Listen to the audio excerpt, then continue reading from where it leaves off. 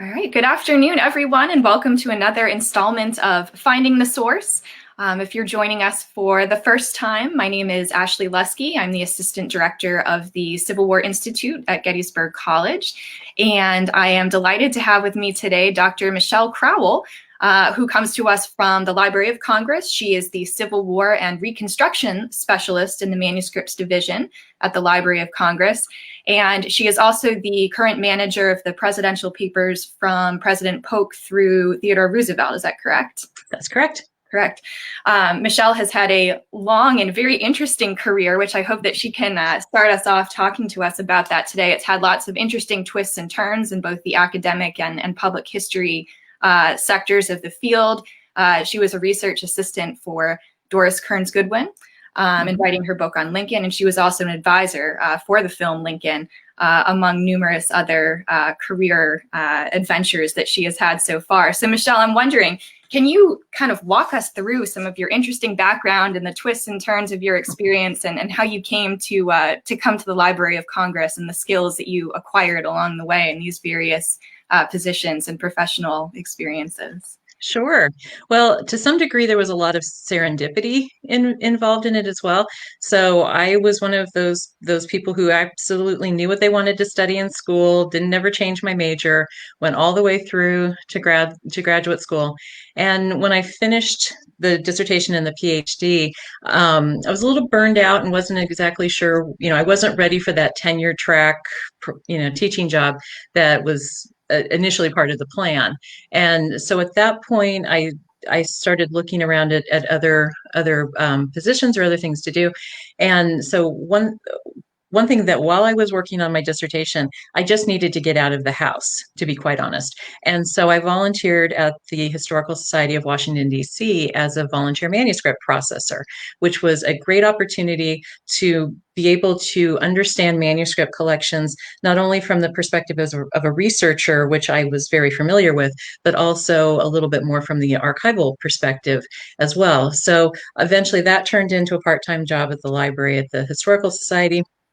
I did a kind of contract gig as researching for an exhibit on Black architects in Washington, D.C. Just for fun, I took some tour guiding classes along the way.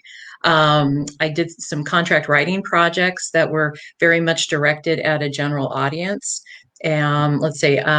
I also taught the U.S. History Survey as an adjunct professor or an adjunct at our local community college. And then eventually that did turn into a full-time job. But that was another place where I was having to master a larger subject, but also presenting it for a very general audience. And then, of course, I was the research assistant for Doris Kearns Goodwin. And, that started off part-time and then went into a full-time job later on. And so that job sort of changed my life in a lot of different ways. But one of the most important being that the sources were at the Library of Congress, whether it was manuscript or newspapers or photographs or what have you. And so that gave me the opportunity to be at the Library of Congress all the time and getting to know the sources and getting to know, particularly some of the Civil War sources there as well. And, I was also with her for a bit with Bully Pulpit. So I got to know Theodore Roosevelt and Taft. And then in 2010, I was so fortunate to be hired in the job that I'm currently at in the manuscript division. And amazingly, basically everything, all the skills that I'd learned along the way, including the tour guiding classes, actually come into play with this particular job. So it was sort of one of those, life is what happens when you're making other plans, but you can pick up those skills along the way, and you never know what's going to come in handy later on. So I'm delighted to be at the library. And it seems like you're still able to use those skills as an educator as well as a researcher and an archivist in all of the different hats that you wear, right, at the Library of Congress in terms of speaking with the public and working with the public, but also, of course, working intimately with these documents and these collections. Absolutely. And because the manuscript division attracts researchers from all different backgrounds, what they're going to be doing with the materials, from genealogists to scholars to people who are interested in a particular subject. And so the researchers that we deal with or that we're interacting with, and particularly when you're a specialist, it's usually the reference librarians who are the frontline workers who have the most interaction with patrons. But sometimes they need more specialized help or they're interested in going a little bit further.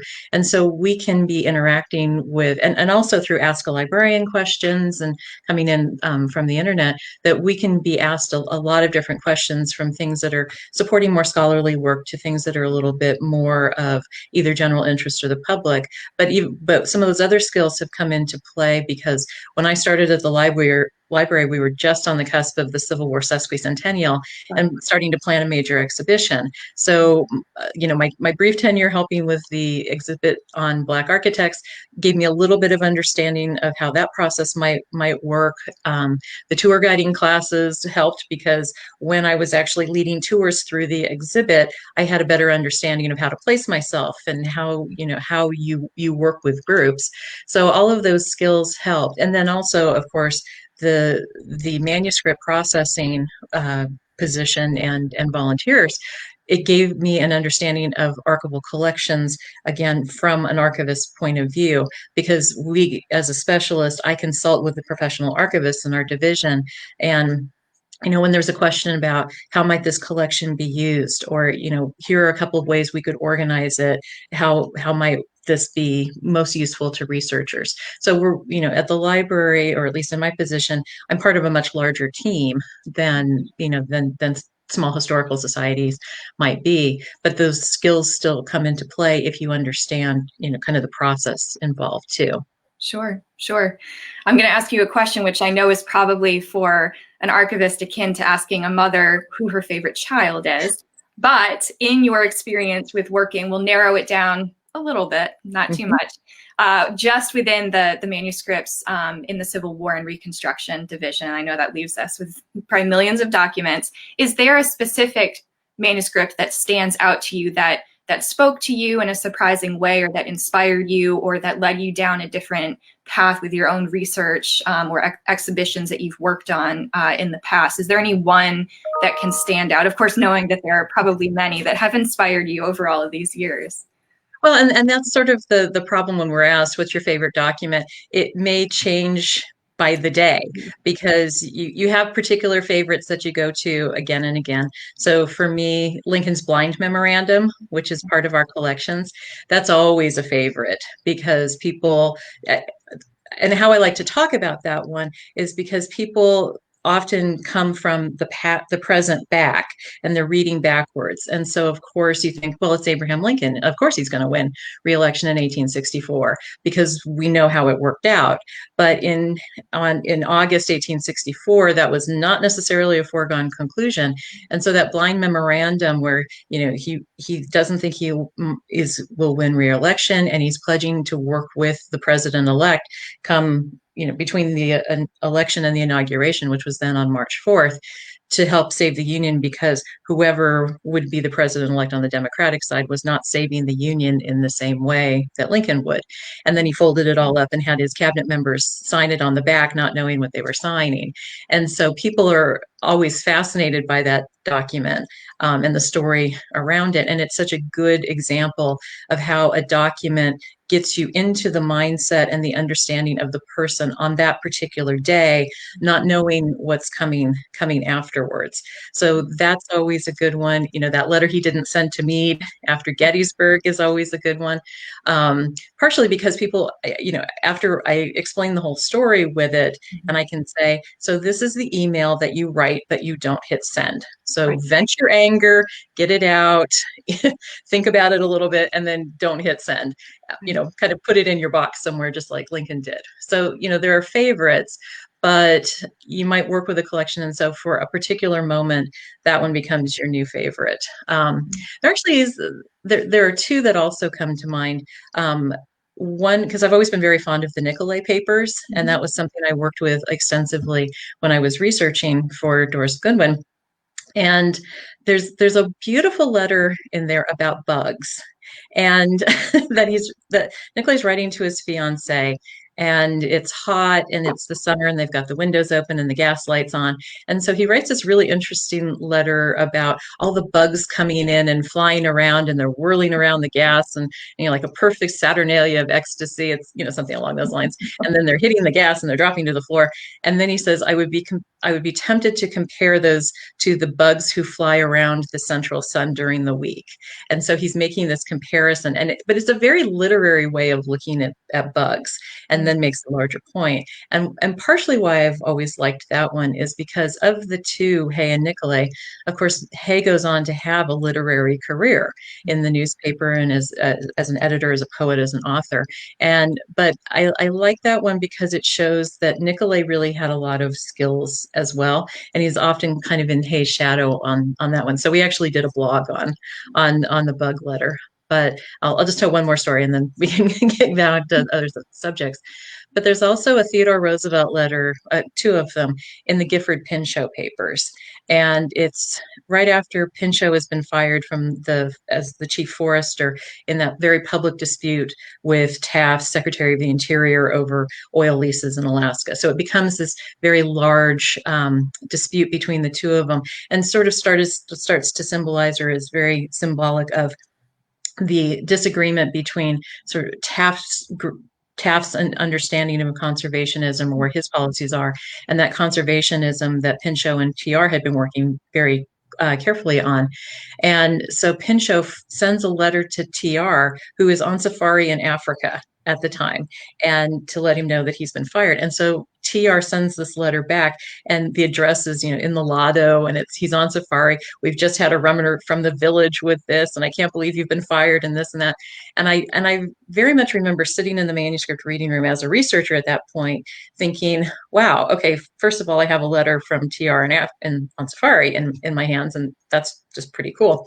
But also, again, when you do know what's happening afterwards. So here's where the knowing the end result gives a little bit even more importance to it. I thought, wow, this is, in some ways, this is the dissolution of the partnership and friendship of TR and Taft, leading to the 1912 election and Woodrow Wilson. So, with that particular document, because I knew what happened afterwards, it gave even more sort of meaning and symbolism to it, other than just, oh, we've had this letter that you've been fired. So, that's where these documents have such power, because they either teach you about something that you didn't know, or they're adding to something that you already did. Sure. So. Yeah, and you speak to the power of documents to challenge, or I guess reaffirm, our own ideas about the past. If we are approaching it through a more presentist perspective, we have to realign ourselves with being in the mindset and seeing through the filters, the cultural filters, the political filters of that moment in time in which that letter was written, and the audience, for whom that letter, that document was created.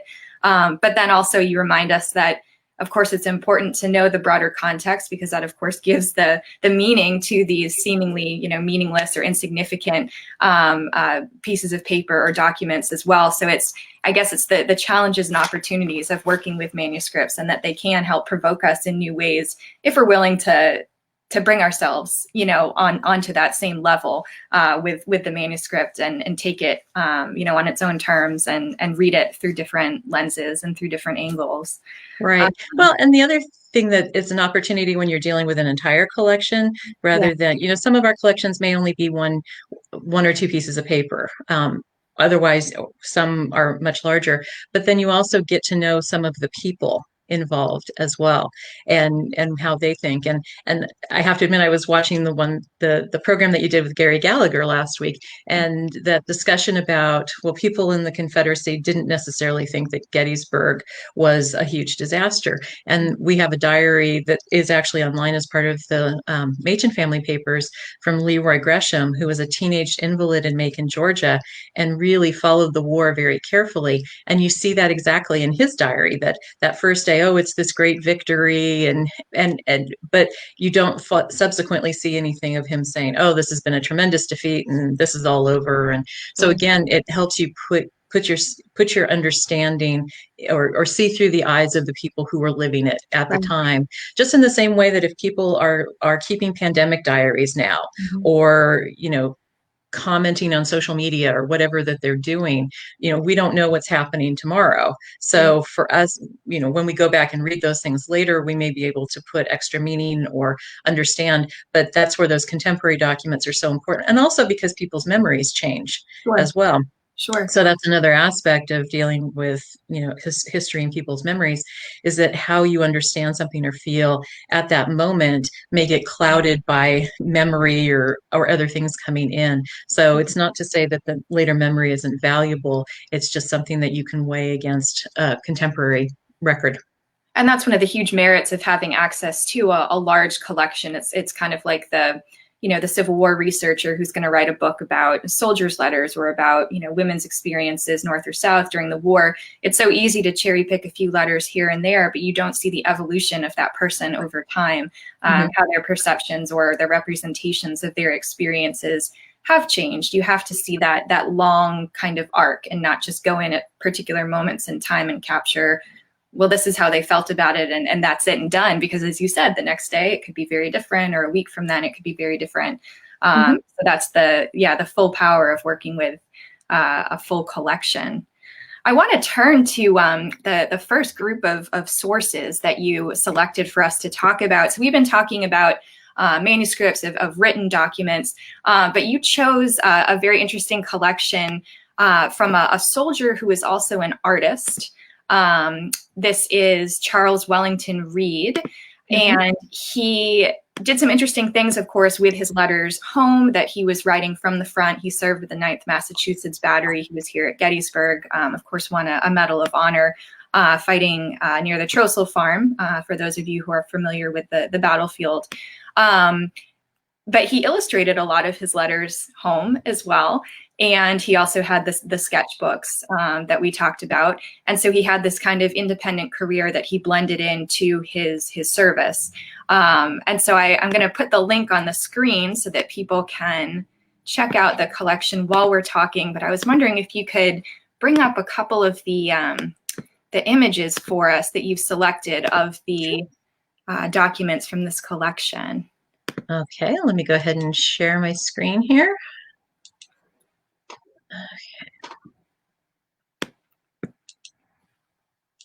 And I should note too, for some people might be familiar with the name Charles Wellington Reed. He was the artist, the chief artist, right, for Hardtack and Coffee. Exactly. Sketches. Exactly. So what I'll do is I'll just run through the images that I have, and then we can talk a little bit about, some of the issues involved in it and how the nature of his art and his letters may reflect his own participation in the war, or partially his own personality too, because I think the two collections that we'll talk about today, they both lead to interesting questions about audience when you're looking at contemporary or historical documents. How can the content be changed depending on if the writer is very conscious of a particular audience? So this is, and both of these collections are online, I should mention. So if they are appealing to you, then please feel free to go visit the site. Again, I'm just showing you just a couple of things from the collections, and they're much more rich than, or when you get to see them more in their entirety. So as Ashley said, he was with the 9th Massachusetts Light Battery. He started as a bugler. His war changed a bit. So early in the war, he was really stationed kind of within the Washington, D.C. area and not really involved in too many combat activities until his unit was detailed to the 5th Army Corps as they were going up into, as part of the Army of the Potomac, as they were going up into Gettysburg. So Gettysburg was really his first introduction to major combat. Then they were still detailed as part of the Overland Campaign, but in November of 1864, he was able to get a position as an assistant topographical engineer, and that's where he remained for the rest of the war. So that activity that he had during the war may, tell you a little bit about kind of the content of his letters.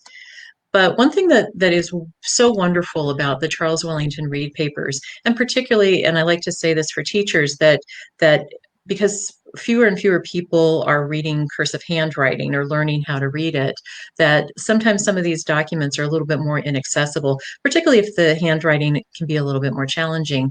But one of the things with the Reed papers is that in some ways you almost don't even need, well, I mean, the letters are wonderful to read, don't get me wrong, but this is a collection that can be used as a very visual representation of the Civil War and Reed's understanding of it or how he experienced it. And so I'm showing you two letters that he wrote to his mother. So at the Library of Congress, we have over 150 letters that Reed wrote to his mother and one of his sisters. Princeton University has another smaller collection of letters that he wrote to another sister. But he would often illustrate these letters home. And so they would start off with kind of what you see here of a lot of representations of camp life or vignettes of soldiers' life. And you can just tell at a glance, you don't even hardly have to look at the date. You can tell at a glance almost what time of year it is. So obviously, if you're looking at the letter to the left, he's outside. He's got a very, kind of basic shelter situation. The bed or his cot kind of thing has been raised off the ground. And also he's fighting off some flies. On the right, you can see very evocative of winter quarters that obviously the shelter you're still dealing with some of the tents, but they've made them more permanent with logs. You can see that they've got stoves that have, stovepipes coming out of them, snow, picking up logs, all of those kind of things. And this is very representative of the kind of art that Reed would include in his letters. Another thing that's fun about that first letter, and this is, I was saying to Ashley earlier, that just kind of by accident, everybody that I'm talking about today turns out to be left-handed, whether they started that way or not. But if you look very closely at Reed, because he's illustrating himself writing letters or doing work, and you can see that he's got his pen in his left hand. And so Reed was one of the people of the 19th century who was naturally left-handed and was not forced to become right-handed. So he continued to have that left-handedness. And unfortunately, at some point in the war, he actually did injure his left hand, and so there's a slight gap in his correspondence because he was unable to write or illustrate during that time. But just really charming vignettes of camp life. What's also fun is, in addition to giving you a sense of, so here we're inside of his tent during winter quarters, and again, evocative of how soldiers may have lived in camp when they knew they were going to be there for a little while. But he sometimes does these little things that are almost like Civil War emojis. So if you're looking partway down of the text on the right-hand side as the letter begins, you can see he's mentioning our recent calamities, and it's a clam with the T's. So he's almost doing sort of Civil War emojis in that sense. Another thing that I wanted to show you with this collection is because Reed was, something of an artist before the war. He's using his wartime, his time during the war to continue sketching, to sketch the war, to continue with his artistic works. But those experiences that he had during the war, and indeed some of even the sketches that he was using in his correspondence, then get morphed into his professional work. So in this one, it's August of 1863, so it's not long after Gettysburg, and you see that he's illustrated himself, and again, he's kind of in this, modified shelter situation, and he's reading the newspaper, and he's got one leg slung off the side, and so it's a very kind of casual thing. But this is a letter home to his mother. And what it may be hard to see is that, again, everything's been raised off the ground, and the little notation under the tent is, you can see we live upstairs now. But then you can see a sketch in another part of the collection where he's basically taking the same kind of sketch that he used in the one to his mother in that letter home, and making notations about it. And that exact sketch then turns into, is then an illustration for Hardtack and Coffee, of which, as Ashley mentioned, that he's the illustrator. So the Reed papers do have quite a few sketches or drawings that you can then directly trace into Hardtack and Coffee as well.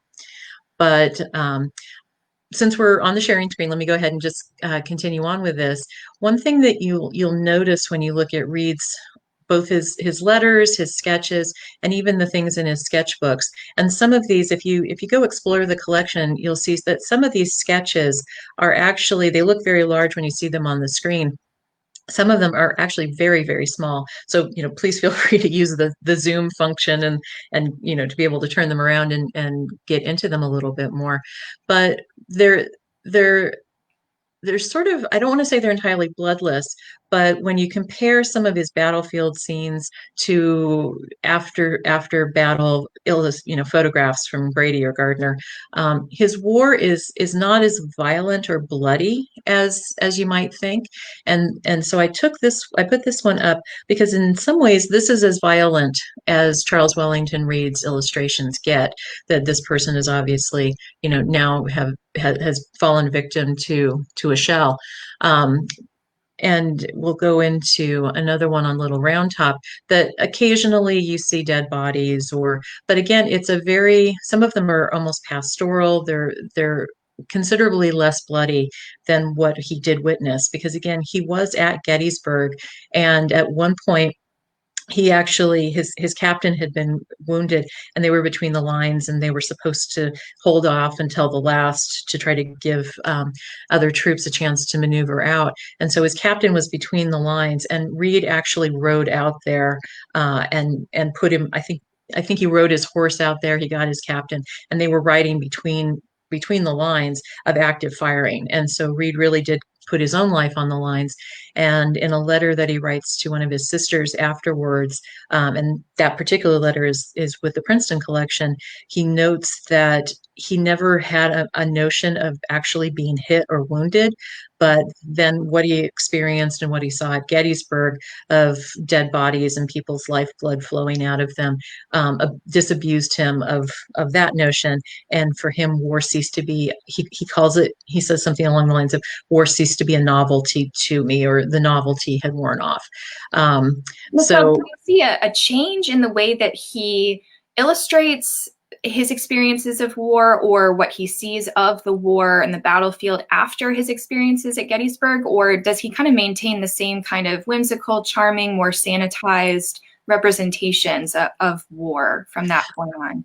Right. And that's another thing to note too, that particularly when it's sort of a little bit, maybe like 64, particularly when they're down on the Overland campaign, he's not sketching on his letters quite as much. I think the illustrations still have, I mean, so that the one that we just looked at with "We Live Upstairs Now," and, the kind of whimsical look, that's a month after Gettysburg. And so, and again, we can talk about this in a second, but some of it may be who he's writing to. If he's writing to his mother or one of his sisters, but particularly his mother, I think that may alter what he says and how he may sketch things, because he doesn't want his mother to worry. And you do see in a few of his letters, at some point he says, like, basically, stop worrying about me, that, just trust that I can take care of myself, and if I can't, somebody will let you know, because obviously she worries as a mother would. And he even says to his sister, again in a letter at Princeton, that I'm not telling mom that I'm not feeling well, because I'm going to be fine and I don't want her to worry. Now, so you kind of have to look at the letters to see if the illustrations taper off, if there's a different quality to them. Because one of the problems with the sketchbooks is that they're not always dated. So you don't necessarily know, other than there's a great little sketch that in this, he's almost like a war illustrator, that as they're going into Gettysburg, they pass by General Sickles' group, and he actually stops and he sketches that grouping together, and then makes a note that I've just sketched General Sickles, and here's what they're doing. So some of those you can get contemporaneous to, or you have a sense of when this is happening. Other sketches, because they're undated, we don't entirely know whether this was something he was drawing at the time or drawing later. And the problem is, and you may notice that at the bottom left-hand corner, there are numbers stamped on them. Well, those are numbers that were added when the collection was received at the Library of Congress. So they aren't necessarily indicative of the order in which Reed drew them. So, but I don't think he ever quite loses the whimsical nature of his illustrations. And again, that can be a question of, is it for how he wanted to remember the war, or how he thought an audience would want to see it, how his mother would. So those are kind of questions that we have to ask about documents and illustrations that we may not necessarily know the answer to, but it may play into how we understand. And I'll go on to another one because another interesting aspect of Reed, and these actually he was drawing right at the time, because he used the war, essentially he had a sideline of selling sketches. So earlier in the war, he writes letters to his mother and his sisters saying, essentially like he traded sketches for better food. That his art is not just only for him, but he'll draw for other people, either to get a turkey or to do something else, or because people enjoy them. So after Gettysburg, he makes a map of Gettysburg that is very, very popular, and he has that lithographed. And then this is the experience of the Ninth Massachusetts Battery at Gettysburg in July 65 or 63. So it's five different vignettes that kind of go from the start of the battle for them to when they're leaving. And he actually had the letters reflect how he was working with his mother in terms of getting these lithographed, and she would send him copies of it, and then he would sell it to either comrades or officers or whoever was interested in them. And it's often that he has to wait until the troops actually get their pay, because people don't always have cash to be able to give him.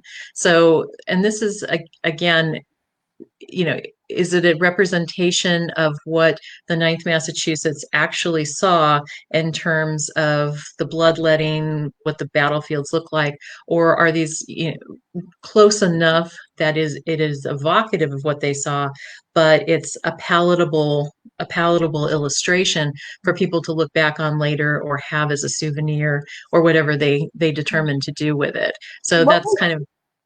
I'm sorry, go ahead. Oh, I was just going to say, so that's, another question, but at some points he's actually, I think, making more money off of these illustrations than he is as a soldier. But this actually comes into play for him because when other officers see his work either on the Gettysburg map or with the sketches, that directly helps him get that topographical job at the very end of the war that put him in a much more comfortable situation than he'd been in before. So. Sure. Yeah, I was going to ask what the market was like for his sketches, but it seems like it was pretty hungry in terms of his ability to sell a lot of these to his comrades. And then you and I were talking a little bit yesterday about where exactly these images are going. Whether his comrades are sending them back home or whether they're being sent up to newspapers. Do we have any idea of kind of the wider reach of these during the war, before Hardtack and Coffee comes out and before his post-war career as an artist really gets underway? Is he helping to shape a broader understanding of the war because these sketches are being disseminated perhaps more widely than other individual soldiers sending letters home to their families? Right. It's a good question. And to some degree, I don't know what the ultimate volume of his sales were that in with his mother, because again, his mother is essentially having to act as his intermediary between him in the field and the lithographer and the companies that he's working with. And so it's often, I know I can get subscriptions for 100 of these or 200, and please send me 50 of them because I'm nearly out. Sometimes I think officers may be buying more of them, particularly at a time. I don't know to what extent it may help shape a larger understanding of the war for the friends and relatives of the people in the Ninth Massachusetts. Now, the Gettysburg map may be more widely disseminated because there would be more participants, obviously, in Gettysburg. But again, I don't know how wide his marketing was while he was in camp. So with the Ninth Massachusetts, it's probably people that he knew or people around him, and it would have a smaller interest group because this is the Ninth Massachusetts, unless you just appreciated his artwork, which of course there may be people like that as well. Again, the Gettysburg map may have had more distribution because there were more units involved. So I don't your think. knowledge, you don't think that he was sending them home to his mother saying, help me get these into the papers or help me give this a more public audience? It was just kind of whoever did whatever with his sketches that were being sent home and disseminated to the friends and family of comrades. That's just where they lay. He wasn't trying to necessarily make his artwork a more public thing at that time. Well, I don't know if he's trying to make it as much of a public thing. Now, there may be that. And to be honest, I haven't looked at newspapers or periodicals that may feature some of this artwork. But he does essentially, even if he's not making as much money, he does specifically say that this is also helping him get a name. So the kind of artwork that he's doing, whether it's the experience of the Ninth Massachusetts, whether it's some of those individual sketches that he was doing for people, he is making a name for himself as an artist, and as a fairly competent topographer, or at least being able to get that information into a topographical representation. And so I think that is something that is of interest to him, and he is trying to promote. And again, for him, it actually works out, because in '64 he does get that change of assignment. So, but he's very consciously. I mean, probably he was interested in the art anyway, because he by illustrating letters home to his mother, he's not necessarily making a name for himself. But with these kind of things, so he's just doing that for either artistic expression or because his family appreciates them. With these kind of sketches, there is evidence in his letters that it's a conscious activity of, I want to make a name for myself, or I'm going to get out of the war making some money off of this. And he very specifically says this. So, and again, there can be multiple motives for why someone has the content that they do, or how they represent something. So it can be, I'm an artist at heart, and this is my ability to capture the war and in the way that I seem to remember it, or I want to portray it. But it also can be, but this is going to be of benefit to me in terms of getting my name known as an artist, and I'll make some money off of it as well. Sure. Yeah, harnessing the war for his own professional career and finances is interesting. Now, again, when people think of illustrators and soldier illustrators during the war, I think a lot of people might think of the Woad sketches or the Robert Knox Sneeden. How do these compare in your mind, his approach to artistic representations of war, to perhaps some of the more well-known or the more popular wartime artists who were depicting things from the front? Well, and the thing is, well, and I was also going to mention too, that we talked about this before, that with Reed's letters, there actually has been a book written, a grand terrible drama by Eric Campbell, and he actually has taken Reed's letters and transcribed them to or excerpted them, and also included illustrations. So if you're interested in getting the transcripts or reading more, and he's done an extensive amount of research, but Campbell in his book, and I agree, says that Reed is not as well known as Forbes or Woads or some of the more famous illustrators, and to some degree it's hard to kind of know why, unless because Forbes and the Woads drawings were then going into Harper's and Frank Leslie's, and they got more of a name for themselves. Reed illustrated. Now, he was also an illustrator for Battles and Leaders of the Civil War later on, in addition to Hardtack and Coffee.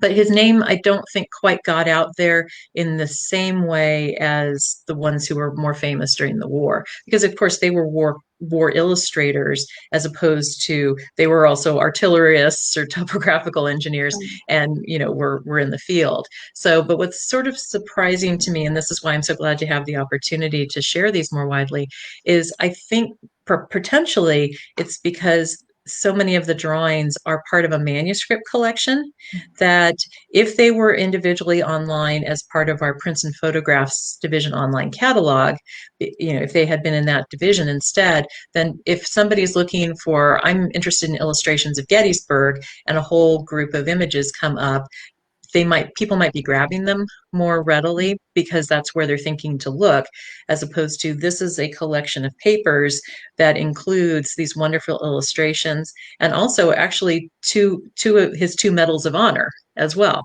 So, because he was awarded one early, or received one early, and then they changed the design. So if you want to see both designs of the Medal of Honor, that's also in the collection as well. So, and also, again, because to some degree, he's illustrating different things than Woad or Forbes or some of the other war illustrators are, because so much of his material, I mean, there are things at Gettysburg and a lot of that, but there's also, it's kind of charming vignettes or vignettes of camp life too, and a whole variety. So it's what looks like inside a tent, or when the doctor came around and they were getting vaccinated. There's one for vaccinations. There's one with someone wearing a ball and chain because he's been convicted of a crime. So there may be more in terms of what an what a and I always hate the word ordinary because none of them are really ordinary people, but what an ordinary member of the Army of the Potomac is experiencing in camp rather than battle scenes and things that were probably more popular for newspapers and journals. But that also may be why he's the illustrator of Hardtack and Coffee, Right. because that is very specifically about life for people in the Army of the Right. Potomac. Yeah, and those images, like as you were discussing, the vaccination process, something that I'm sure so many people don't even think about hardly at all in terms of the minutia of keeping the troops, you know, healthy and in the field. The person who's been disciplined with the ball and chain, that stuff is so vital to understanding, you know, the common soldier life in camp. These men spend the vast majority of their time on camp and in the march, or in camp and on the march, excuse me, and not fighting on the battlefield. And of course, you know, we're now naturally drawn to the battle scenes, but that's why Hardtack and Coffee, and then of course, Belle Irvin Wiley's books on Johnny Reb and Billy Yank became so important, was to understanding, you know, the private soldier, the common soldier's experience and how they're spending most of their time. So he opens up such an important window for us in terms of his perceptions and his representations of soldiers' life in camp. Right. And again, and you kind of again bring up the question of audience too. And this is a question I don't know that we're ever going to be able to necessarily answer, is the charming vignettes, or I don't want to say sanitized version, but the sort of less gory version of events that he draws. And also the optimism, or the kind of content of his letters, to what extent that just reflects Charles Wellington Reed, who kind of saw things as an adventure and you know, was sort of seemed kind of naturally optimistic, or just kind of taking things as it came, as opposed to, is it because he's writing to his mother and his sister and he doesn't want to include some of the you know, kind of under the upsetting parts of either camp life or what he's observing as well. And of course, it's such a great irony to me that he does so many of these more optimistic, kind of lighthearted sketches, and then he is awarded the Medal of Honor. It's, yeah, one of the great ironies of his work. I want us to turn to the other collection that you highlighted. Here we're talking about a soldier who obviously harnessed the war for professional career afterwards, benefit off of it financially. He, as you said, did not wound or seriously wound his dominant hand, his left hand, writing and sketching during the war, so he could continue that career after the war. But of course, the reality is that for a lot of soldiers, they suffer terrible wounds to their limbs, and they're either disabled, maimed, the limb has, you know, gone limp, they're not able to use it. But for more of them, they're going to have an amputation performed if they are struck in their arm. And so I was wondering if we could turn to the other collection about the left-handed penmanship contest that arose in 1866, I believe is the first one. For the purpose of giving these soldiers who did lose their right arm in battle due to amputation or due to being disabled, give them a chance to revive themselves and participate in these competitions where they could submit pieces of writing, penmanship using their left hands, and showcase their abilities to adapt to their new situation. So I'm going to put up the link on the comments box for people following along to explore this collection. And Michelle, if you have something that you want to screen share, you can do that as well. Sure. Well, let me go ahead and share my screen again.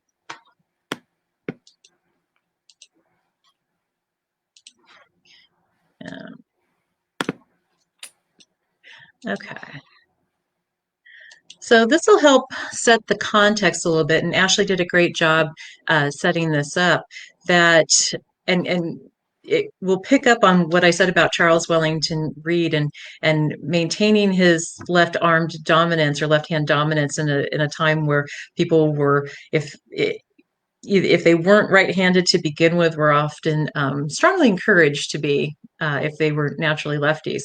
So the nature of this collection is William Olin Bourne was a chaplain at Central Park Hospital during the war. He was also a newspaper editor and poet and author.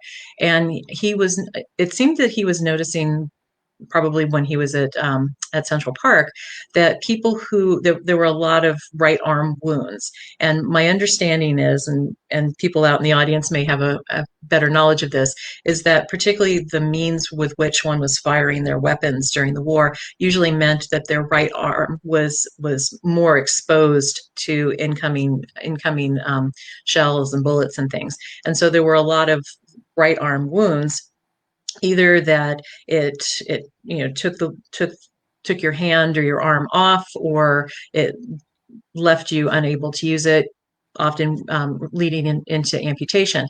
So essentially the contest was, now this is never explicitly said, but it's pretty obvious. If you were a Union veteran and you had naturally been right-handed before the war, and you were wounded in such a way as a result of your wartime service that you either lost or are not able to use your right hand or arm anymore, you could send in samples of left-hand penmanship and essentially compete for cash prizes. So that's what this contest was. That because even in Bourne's diaries or autograph books, some of them he would note this person is now using their left hand. So I think that's what morphed into this left-hand penmanship contest.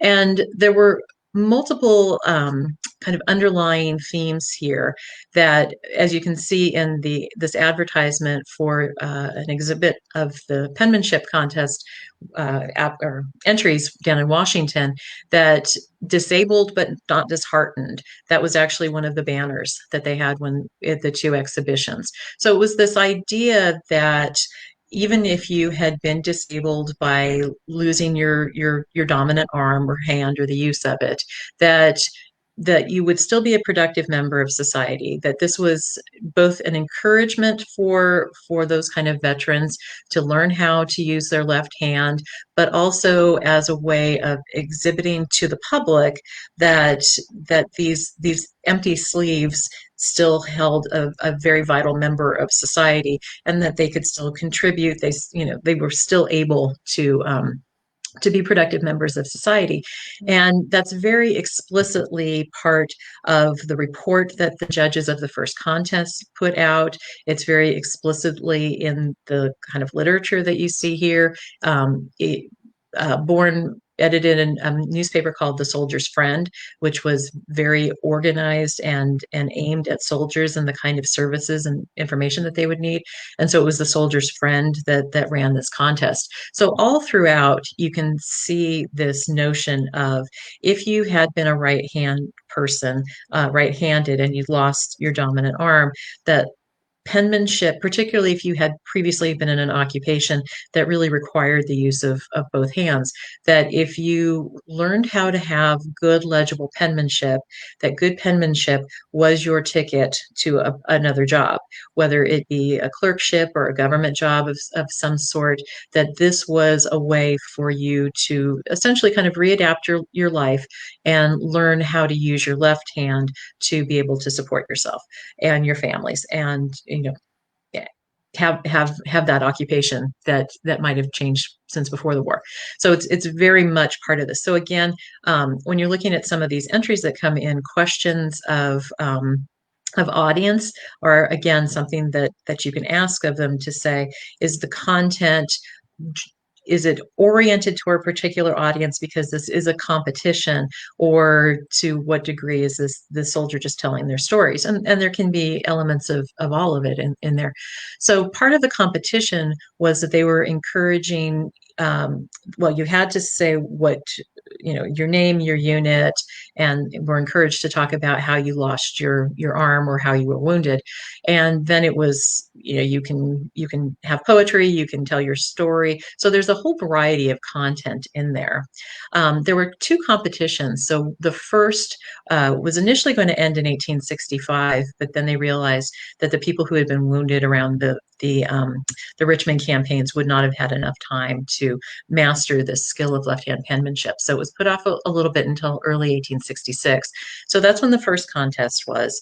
The second contest was in 1867, and the second one, some of the prizes were linked to particular generals. So if you won the Grant Prize, not only did you get the money that had been allotted for it, but Grant would also write you a letter. So there was kind of that extra bonus there.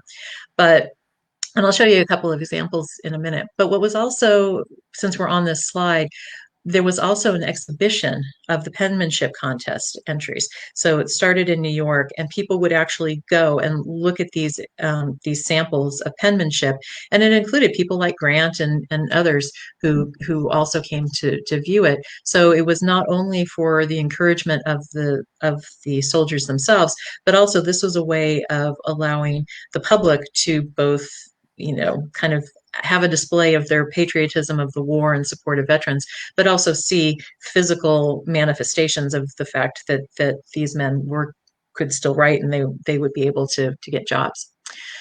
So I want to talk about two particular soldiers, because if you won the first prize, if you won a prize in the first contest, you could still submit something for the second, but you wouldn't win again. And there were some soldiers who went ahead and did entries for both contests, whether they won or not. And so Richard Cullen is an example of someone who submitted entries in both. And unfortunately for him, he didn't win in either, but he gets to be in a lecture, so I guess that's benefit there. He gets immortality and fame at the Civil War Institute. I'm sure he still would have preferred the money, but probably. But in any event, so Richard Cullen, and many of them, they were asked to submit photographs of themselves, so those would be on display as well. So there are quite a few of the soldiers' photographs in the collection, not all of them. But he was wounded on May 12th, 1864 at Spotsylvania, and he submitted too. And he's a great example of the question of audience and how that can potentially play into what you write. So this is his first entry, and it's only 3 pages. And so he's giving a little bit of his military history, but it's more probably about halfway down the second page, which is in the middle. The thing that comes to his mind the most, and I should say that he only had discovered the contest about a week before the due date. So he explains, I'm just sending you this little sketch. I'm not, I don't have time to do a whole lot more.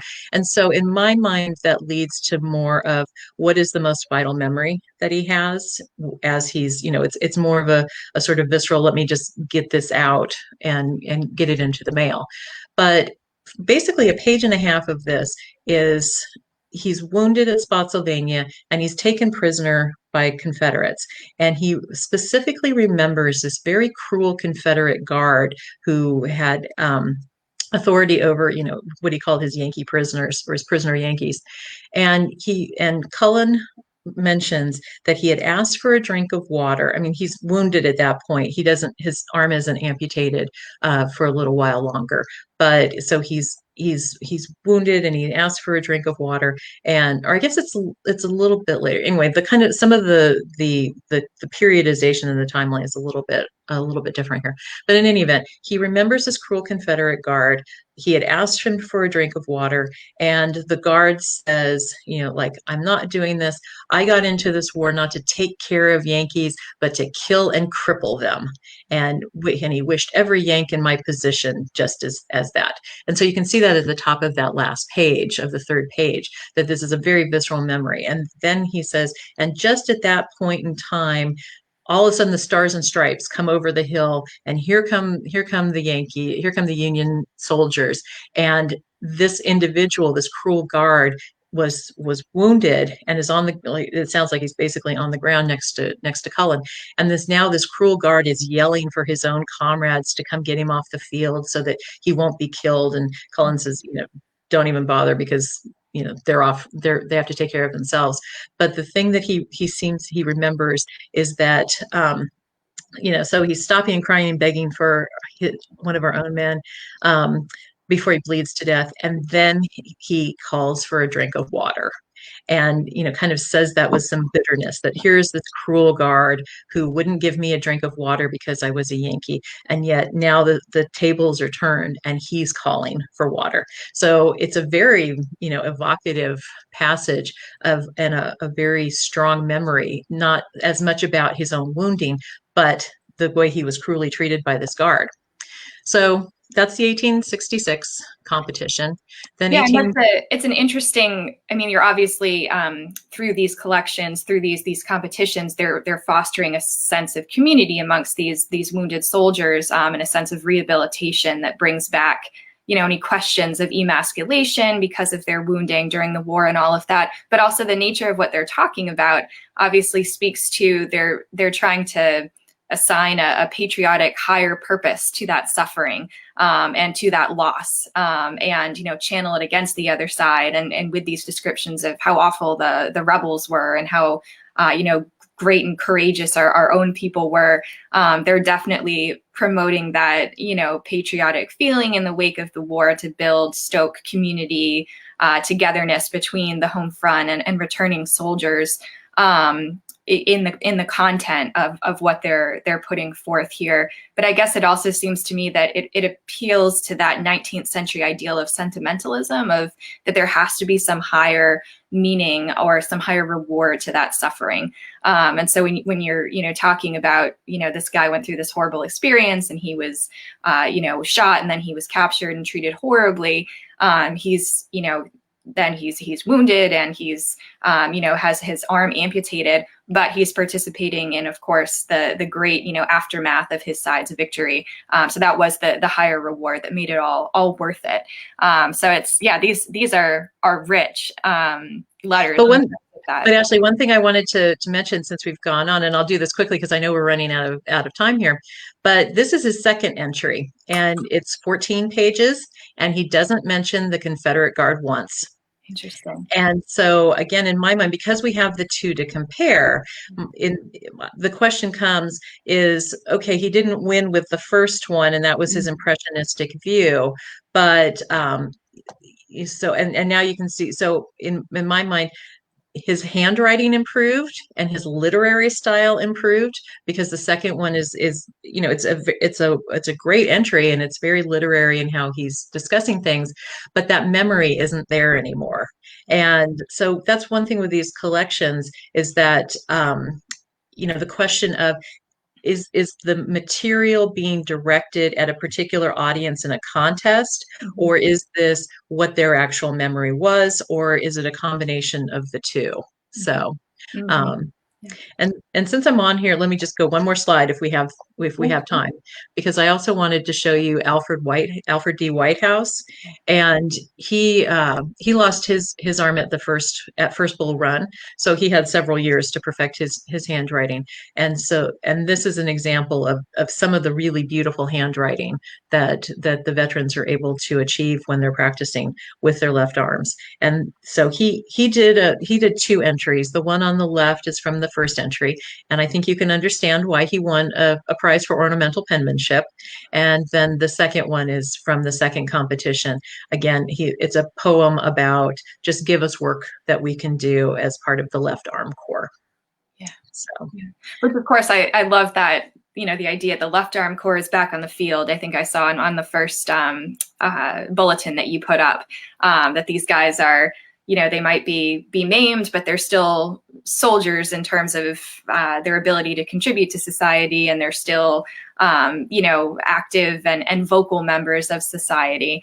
And that idea of that there's this left arm corps that's strong, that soldiers are still, masculine, they're still out there, they're still, fighting, I guess, continuing the patriotic means of the war. I just like that representation with the left arm corps.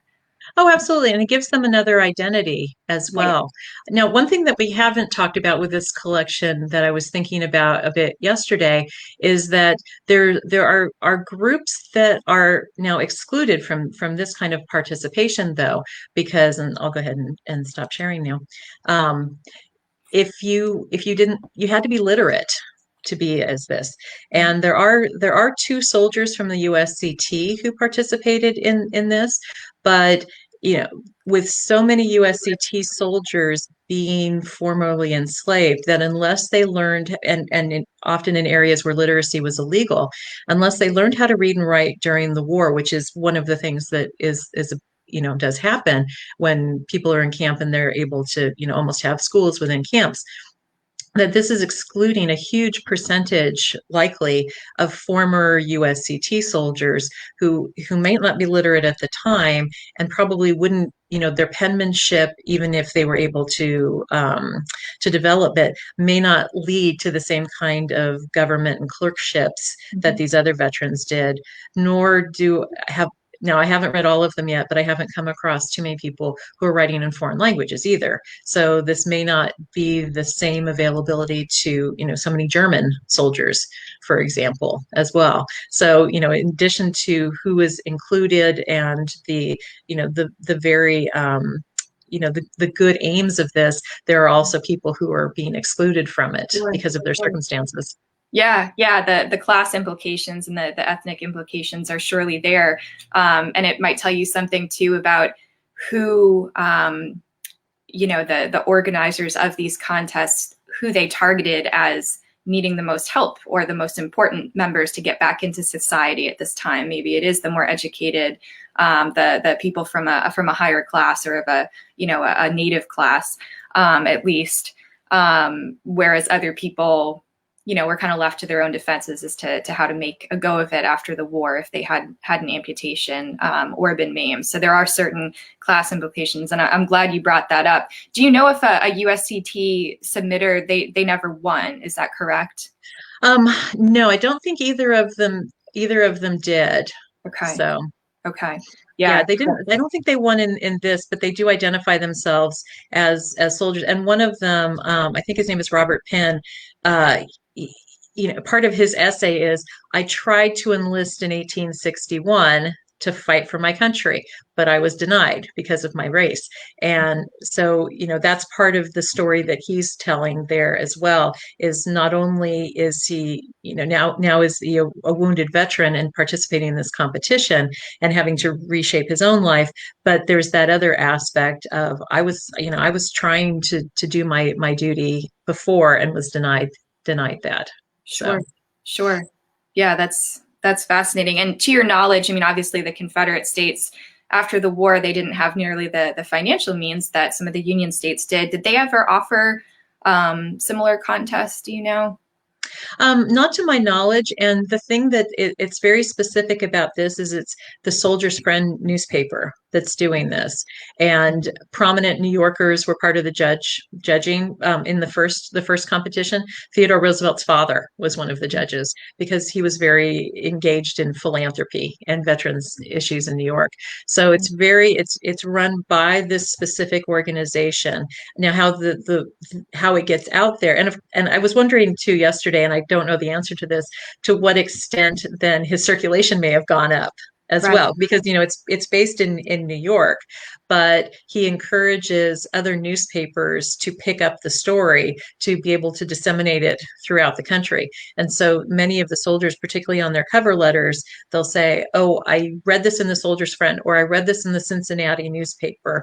I think a business school even ran it, kind of left out some of the criteria as well, but they were using that as well of, we'll give you a discount if you come to our commercial school. And so it was kind of part and parcel of, here's our economic opportunity, but also here is this competition that you can be in, particularly if you take our classes. And Sure.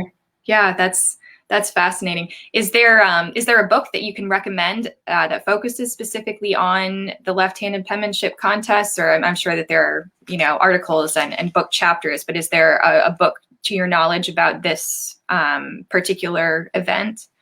Well, I know someone has been working on a book for quite a while. Mhm. As to the best of my knowledge, it hasn't been published yet, so I won't say too much about that. I think Francis Clark has done articles about this. So this is a collection that maybe even more so than Reed has been tapped by scholars of for veterans issues, for disability issues, medical histories, because that's another thing that comes out of this collection is sometimes that they're explaining some of their medical history or the circumstances under which their arms were amputated. So many of them, they might have been amputated in the field and then say, but then it didn't heal. And so another 4 inches was taken off later on or something like that. So people have been mining it for for more scholarly work on that. Sure. But to my knowledge, there isn't a currently published book on the Sure. subject. Yeah, I know Brian Craig Miller wrote a book on amputations called Empty Sleeves, and then Right. Brian Jordan's book about Mhm. Union veterans in the wake of the war also includes information about this. But it would be interesting if there is a full length study done on it that does come out. Right. And another thing that is going to be helpful to people is because, again, both of the collections I've talked about today were digitized by the Library of Congress as part of our legacy commemoration of the Civil War sesquicentennial. So they're available online and people have access to them, which is even more important now that so many research institutions aren't open. But the William Olin Bourne papers were also part of our crowdsourcing initiative. So in October of 2018, the library started it's called By the People, and Mhm. it's a crowdsourcing transcription initiative that invites the public to go online to transcribe the documents, review other volunteers' documents, and then mark them as complete. And then eventually we'll be able to take those transcriptions and migrate them into the online site so that if you go on to the William Olin Bourne papers and you're looking at, and I think that's going to, with Bourne, happen fairly soon, is that then you'll be able to look at the image and then see, the volunteer transcription next to it. So that'll make these even more accessible to people Sure. in terms of being able to read them and also potentially for keyword searching as Sure. well. So, that's one way that we're trying to make these materials even more accessible, not only to scholars who might be, interested in using the data sets to see how many times does a word come up, but it's also even more accessible to the public as well. Sure. Yeah, and I'm glad that you brought up that project because I think, from everyone that I've worked with in my career in the National Park Service and then here at CWI, the public loves not only getting to kind of peel back the curtains and see the craft of public history being done, but they love to be able to participate in that as well. And this is such a great an important project for them to participate in. It's a legacy project, to be sure. So that's a wonderful opportunity for people to get involved.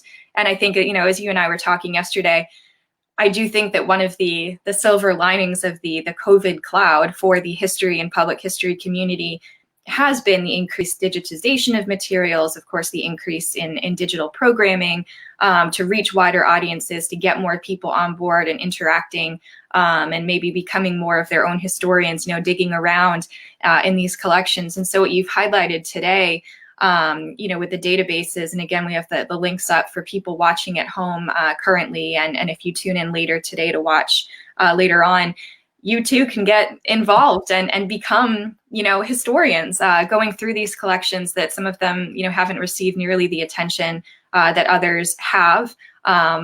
They certainly haven't received the attention that they should in some regards. And there are so many rich documents, going back to your initial conversation about the bug letter, that can be tapped for so many different reasons. And I think that we are trying to make the best of things in strange circumstances in terms of getting people connected to these resources and being able to tap into these digitized collections that don't require you to go to Washington, D.C. and make a research appointment and all of that, that they are, literally at your fingertips, which is very exciting. So. Well, and one thing that we tried very hard with the Civil War digitizing, particularly, was to give people a very broad range of resources. So you'll find, and we did just finish getting online our presidential papers too. So if you're interested in presidents, they're now there as well. But the Grant, the Shermans, the Sheridans, the McClellans, those papers went online, thinking that that would be things that people could use at home, both for research projects and then be able to come to Washington later for smaller things.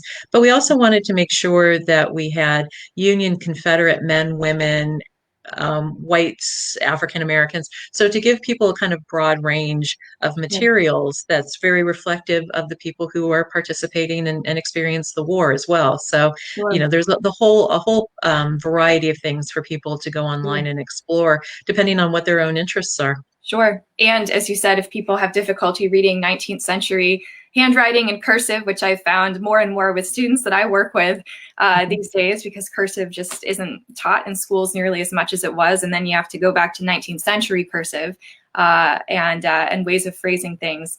There are still ways that you can do a lot of insightful research. And I just put up the link to the By the People crowdsourcing homepage for that project as well, so that everyone can take a look at that. But I think you've highlighted some amazingly rich resources for us today, Michelle, and I really thank you for coming on the program. I'm always excited to get more public historians involved in these types of conversations, and someone such as yourself who approaches this from both the academic background and the public history experience, I think provides a really rich and rewarding conversation and output for people. So thank you so much for sharing your time with us today. I really appreciate it. Well, thank you for letting me come on and share some of our materials. We have such a wealth of material at the Library of Congress, including in the Manuscript Division. And if you're interested in Civil War things, please do go explore our website and often you as we've been talking about, you find things that were either unexpected or that really speak to you. Some may send you down a rabbit hole of further research, because that's also the joy of these collections, is that you come across a person that you haven't known about before. I mean, that's another thing with I'm sorry, I know you're trying to end this, but this, another thing with the Bourne collection is not only for the academic or the research, the genealogical potential, because this may be the first time or the only place that soldier ever left a recollection of their war experiences. But so, for example, with Alfred Whitehouse, who wrote those beautiful ornamental penmanships, that he gave enough information about his backstory that I could find him on the census. I knew what his kids' names were. I went down to the archives to access his pension records. That there's so much more that you can explore with the people who are in these collections, and someone who may not be famous but may still speak to you because maybe they're from your hometown, or there's just something that it attracts about it. So there's so much more research that can be done on them too. Absolutely. And, speaking of that, I just found this out yesterday after talking with you when we were doing our test run. Speaking of people from hometowns, Charles Wellington Reed was mustered in my hometown of Lynnfield, Massachusetts. So wonderful. There's an interesting connection for you. So sometimes it brings you backwards in life. You find people later on who you make a personal connection with, and sometimes the personal connection is what brings you to history. But one of those interesting things that pops up in these conversations. So, well, thank you again, Michelle. And for those of you who will be tuning in next week, we will be interviewing Jonathan White down at Christopher Newport University, talking about the election of 1864, emancipation, the Union Army, and Lincoln. So a timely topic, of course. And we'll be back at 12:30 next Thursday with Jonathan White. But thank you again, Michelle, and wish you all the best, everyone who's tuning in. Thanks very much.